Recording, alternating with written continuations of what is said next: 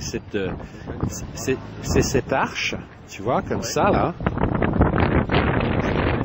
Le pare-brise qui est bombé, tu vois, c'est assez rare. Ah oui, comme le toit, c'est ça le coup de génie. Et derrière, avec la descente du coffre. Et là, le fait que ce soit bombé, c'est juste esthétique ou bien ça... C'est juste esthétique. Alors peut-être que l'écoulement de l'air est plus sympa, mais ça donne la signature visuelle de la voiture. Alors ça, les gens diront que c'est très... Donc, définir le caractère dominant de cette Peugeot RCZ, ce serait quoi?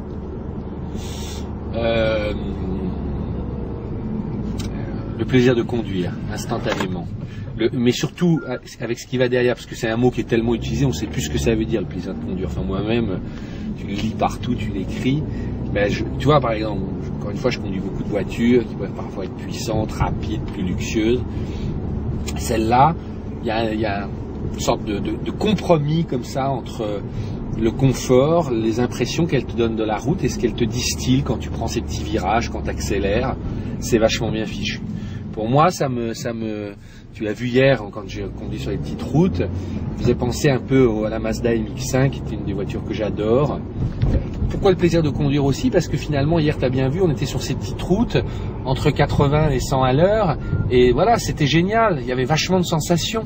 J'avais l'impression, j'aime souvent prendre cette expression, je fais pas de cheval, mais j'ai l'impression d'avoir galopé pendant, comme si j'avais fait du cheval avec cette voiture.